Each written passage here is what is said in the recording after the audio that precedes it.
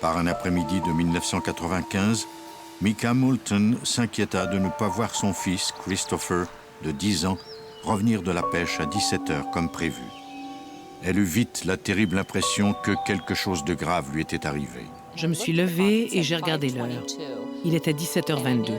J'ai tout de suite su qu'il fallait que je parte à sa recherche. Je devais le retrouver au plus vite. Après avoir demandé à ses autres enfants de rester à la maison au cas où Christopher rentrerait, Micah se rendit à la rampe de mise à l'eau de la rivière Kankakee, où Christopher avait l'habitude d'aller pêcher. Après plus d'une heure de recherche, Micah appela le bureau du shérif de Kankakee County. Le shérif adjoint Brad O'Keefe fut inquiet quand il apprit où l'enfant avait été vu pour la dernière fois. Le courant de cette rivière est très puissant. Beaucoup de gens perdent pied et disparaissent dans ses eaux. Elle est très dangereuse. Micah décrivit Christopher au policier Rich Burns. Elle s'était déjà assurée qu'il n'était pas chez ses amis. Personne ne l'avait vu depuis 16h30 à la rampe de mise à l'eau. C'était très inhabituel de sa part de ne pas rentrer à la maison à l'heure. Nous savions qu'il était important de mettre les recherches en branle le plus tôt possible.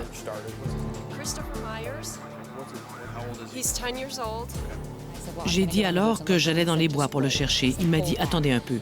Il a ensuite fait quelques appels par radio et la première chose que j'ai su, c'est que des unités canines et des équipes de recherche, en plus des gens du service des incendies, allaient se joindre à nous. On ne savait pas s'il était tombé dans les eaux de la rivière ou s'il s'était simplement perdu.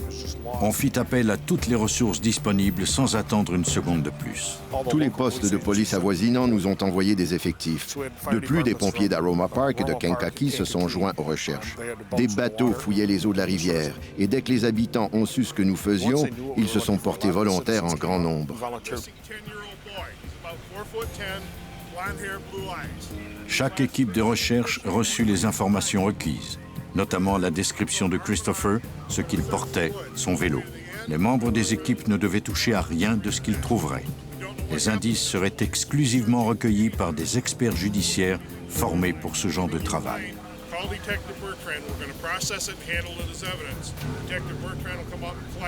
Il fallait que les gens travaillent de façon méthodique tout au long des recherches. Mon assistant s'assurait de savoir ce qui se passait et où était rendue l'équipe de recherche. Le personnel du service des incendies vérifia le cours d'eau et ses rives. Des chiens tentaient de trouver l'odeur du garçon. Tous priaient pour que l'on retrouve Christopher au plus vite. Les enquêteurs interrogèrent tous ceux qui se trouvaient à la rampe de mise à l'eau.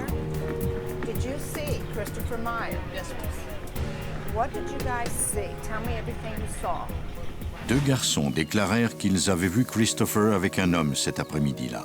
Voici la directrice des services administratifs, Jo Mulcahy. L'homme avait un coffre de pêche et dans ce coffre, il y avait des appâts qui n'étaient pas appropriés au type de pêche à cet endroit. C'était des appâts pour des poissons d'eau de mer. L'homme leur a dit qu'il était originaire du secteur, mais il a ajouté qu'il venait d'arriver de Floride. Les garçons déclarèrent qu'il y avait un couteau de pêcheur dans le coffre avec les appâts. Ils avaient vu Christopher partir avec l'homme. Ils purent donner une description sommaire de l'individu. Un homme blanc de grande taille, avec une moustache. Nous craignons qu'il ne s'agisse d'un cas d'enlèvement. Personne n'alla se coucher. Des policiers ont pris des appels toute la nuit. Il y avait des gens qui fouillaient les bois. On a dû ratisser cette forêt au moins 20 fois dans l'espoir d'y trouver quelque chose.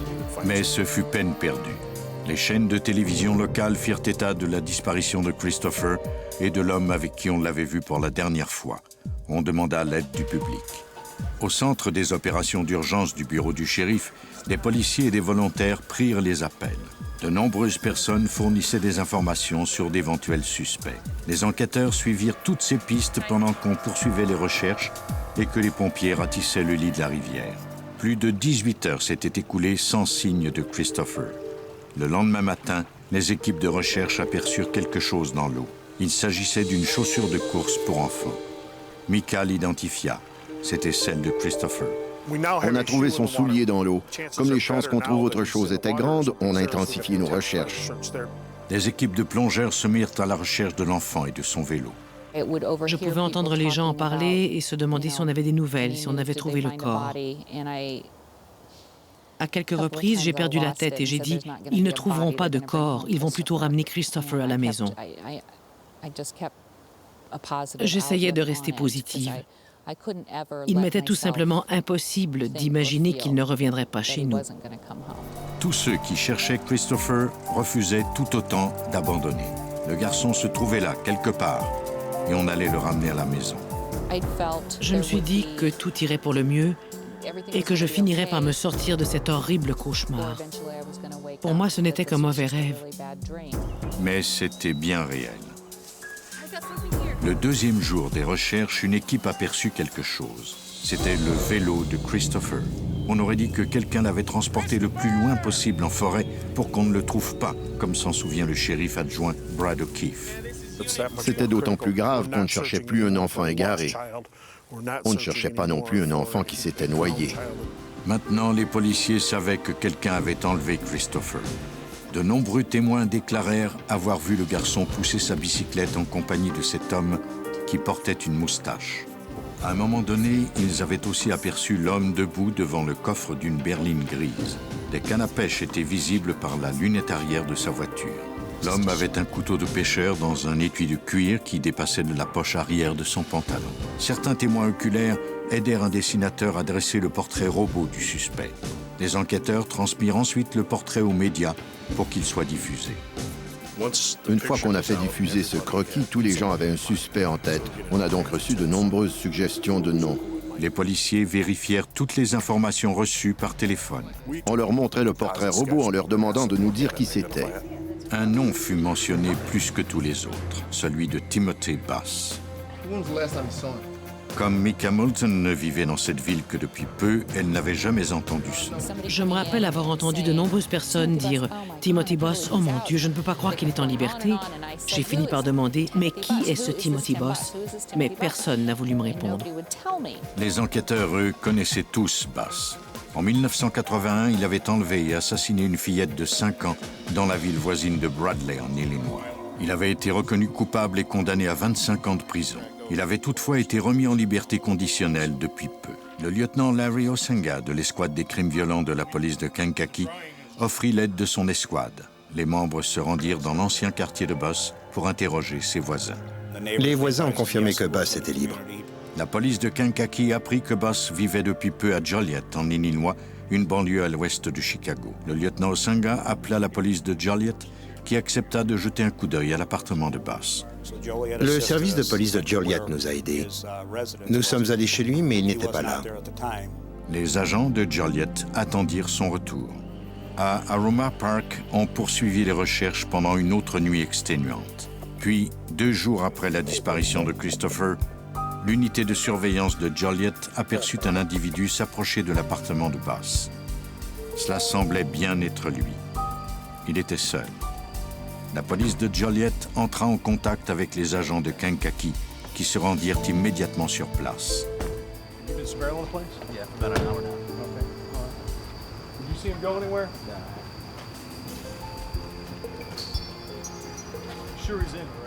Ils allèrent à l'appartement, mais ils n'eurent pas de réponse.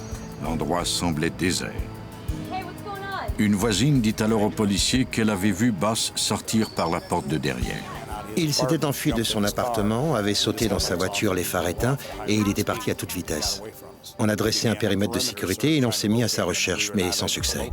Dans l'appartement, on ne trouva aucune trace du garçon. Un avis de recherche fut lancé à tous les services de police de la région métropolitaine de Chicago avec une description de Timothy Bass et de sa voiture.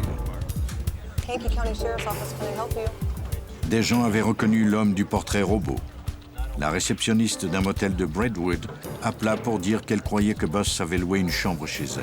La police de Kankakee dépêcha le policier Brady Bertrand à ce motel situé à 40 km au sud de Joliet.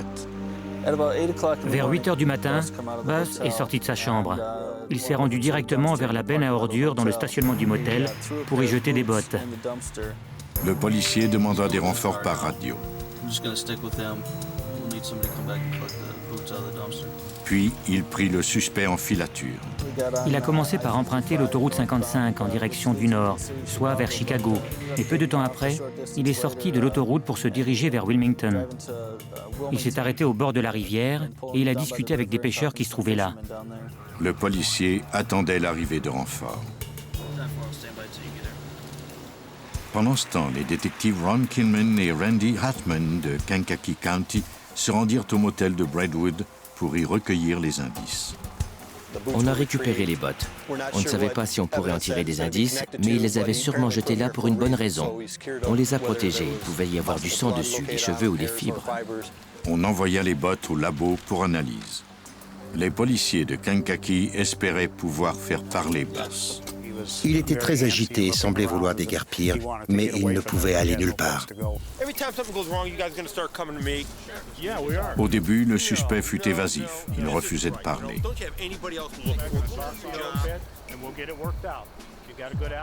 Il finit toutefois par accepter d'aller au bureau du shérif de Kankakee pour y répondre à quelques questions. Au poste, Bass nia savoir quoi que ce soit à propos de Christopher Meyer. Son avocat arriva ensuite pour discuter de la requête de l'enquêteur de faire fouiller l'auto de Bass. Malgré les mises en garde de son avocat, ce dernier signa le formulaire de consentement. Au garage de la police, les détectives Hartman et Kinman fouillèrent la voiture du suspect. À titre de détective de scène de crime, nous reconstituons la suite des événements. Si l'on fait correctement notre travail, on va trouver des indices qui nous raconteront cette histoire. Dans le coffre de la voiture, ils trouvèrent un marteau à inertie qui semblait taché de sang. Il y avait aussi un démonte-pneus et un coffre de pêche comme celui décrit par les garçons qui avaient vu Christopher pour la dernière fois.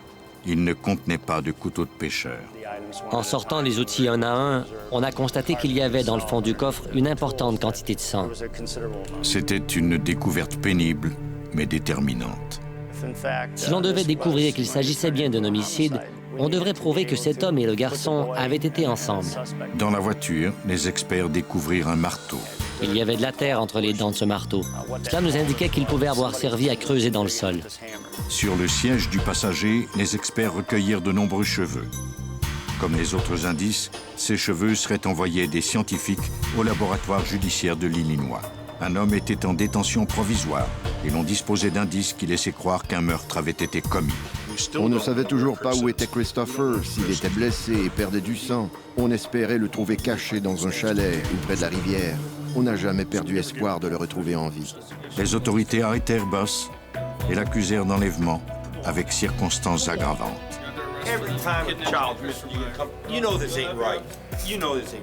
Celui-ci refusa de coopérer. Au laboratoire judiciaire de l'État de l'Illinois, William Frank, le coordonnateur des recherches génétiques, examina les indices recueillis dans le coffre de la voiture de Bass. Il comparerait ensuite le sang sur les outils au profil génétique de Christopher obtenu à partir de ses parents, ainsi qu'au profil probable du garçon. Nous avons établi le profil avec l'aérosol pour inhalation que l'enfant asthmatique utilisait. Après avoir recueilli des échantillons à partir de l'aérosol et prélevé du sang des parents de l'enfant, Frank dressa le profil génétique de Christopher. Le profil obtenu à partir des parents correspondait à celui obtenu grâce à l'aérosol. Il compara ensuite ses résultats au profil du sang trouvé dans la voiture. J'ai comparé le profil que j'avais obtenu grâce à l'aérosol à celui tiré des taches de sang dans la voiture du suspect. Et j'ai pu constater que les deux étaient identiques. Les enquêteurs nourrissaient toujours l'espoir de trouver le garçon en vie. Voici le shérif Bernie Thompson de Kankakee. Après avoir mis Timothy Bass en détention, nous étions toujours à la recherche de Christopher. On espérait qu'il soit encore en vie. Quelques jours plus tard, une équipe de recherche dont faisait partie le shérif enquêteur Kenneth Ponton trouva un caleçon et un peu plus tard une canne à pêche et un morceau de t-shirt. On a appelé l'enquêteur Mulcahy pour lui donner la description des effets trouvés et on lui a demandé de vérifier auprès de la mère du garçon disparu. La mère a pu confirmer qu'ils appartenaient bien à son fils. 3 jours plus tard, dans le parc d'État de Kankakee, à Will County, des policiers firent une découverte qui allait mettre un terme final aux recherches. Sous un panneau de contreplaqué partiellement enterré se trouvait le corps d'un jeune garçon. Il avait été poignardé à plus de 50 reprises avec un couteau à lame mince. C'était Christopher. Les experts recueillirent une motte de terre sur laquelle il y avait une empreinte de semelle. Ils prirent également des échantillons de sol. L'expert en cheveux et en micro-indices, Ralph Meyer, compara les cheveux trouvés dans la voiture de Timothy Bass à ceux de Christopher sous un microscope. On examine d'abord l'apparence générale, la longueur, la distribution de la pigmentation, la structure du cheveu, les corps ovoïdes. Les cheveux étaient identiques en tout point. Par la suite, le géologue Ken Knight examina les échantillons de sol prélevés sur le site de la tombe et les compara à la terre trouvée sur le marteau. On a tenté de déterminer si l'échantillon de provenance connue avait des traits communs avec celui de provenance inconnue. Y avait-il le même nombre de cristaux, de particules minérales? Ces particules étaient-elles de la même couleur? Les matières végétales étaient-elles les mêmes?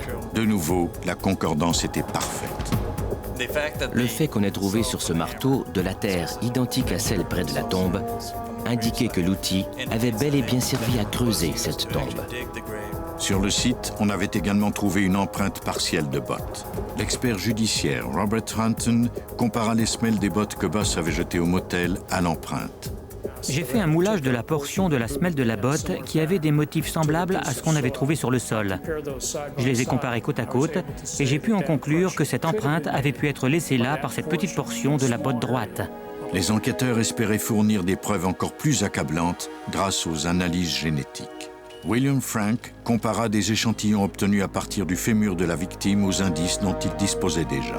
Le profil génétique tiré du fémur correspondait aux marqueurs génétiques obtenus à partir de l'aérosol de l'enfant.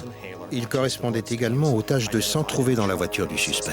Les pièces à conviction prouvaient que Timothy Boss avait enlevé Christopher Meyer. Il a violé l'enfant, l'a poignardé à plusieurs reprises avant de l'enterrer dans les bois. Boss a été reconnu coupable d'enlèvement et de meurtre et il a été condamné à mort.